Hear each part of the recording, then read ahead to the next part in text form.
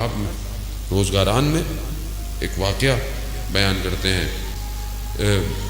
شب جمعہ ہے، کیونکہ یہ ایک عمل ہے کہ بہرحال جو لوگوں کی بہرحال حاجتیں ہوتی ہیں پوری کرنے کے لیے ایک عالم دین نے ایک کتاب میں پڑھا ایک عمل کو جس کا تعلق شیخ بہائی سے تھا۔ شیخ بہائی بہت بڑے عالم دین تھے، فقی بھی تھے، کنسٹرکٹر بھی تھے، آرکیٹیکٹر بھی تھے۔ انہوں نے امام رضا علیہ السلام کا حرم بنایا ہے، انہوں نے بنایا، اور ابھی بھی ان کا جو مرکز ہے، ان کی جو مقبرہ ہے، وہ امام کے حرم کے اندر ہے۔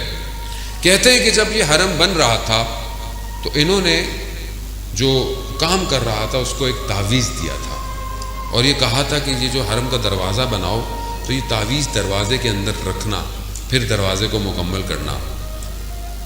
جب وہ واپس آئے دیکھا دروازہ بنا ہوا ہے، کہا تعویذ رکھا؟ کہا نہیں رکھا۔ کہا کیوں نہیں رکھا؟ جب میں نے آپ کو کہا تھا۔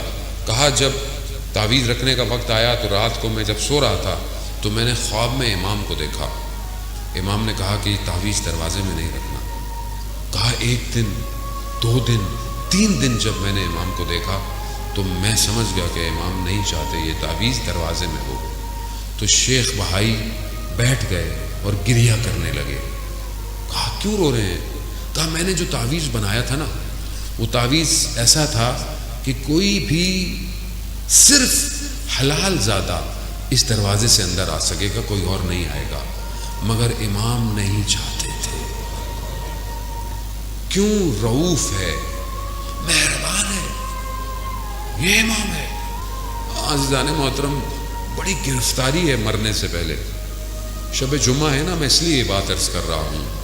قبر بڑی اندھیری ہے، امام رضا روشن کر سکتے ہیں قبر کو، کیونکہ امام نے خود فرمایا جو میری زیارت پہ آئے گا میں 3 جگہ اس کی زیارتوں میں ہوں گا۔ شب جمعہ شب مغفرت ہے، شب دعا ہے، اور آج کی رات شب یعنی جمعرات سے جمعے تک، عصر جمعے تک جو ہمارے مرومین ہوتے ہیں ان کی روحیں آتی ہیں اور وہ ہماری طرف نگاہ کرتی ہیں کہ یہ میرا بیٹا، یہ میری اولاد، یہ میرے جاننے والے، یہ میرے ماننے والے میرے لیے کیا کر رہے ہیں۔ اور اگر انسان غفلت میں ہو تو یہ روحیں ناراض ہو کے چلی جاتی ہیں اور پھر آپس میں بھی گفتگو کرتی ہیں، تمہیں کیا ملا، تمہیں کیا ملا۔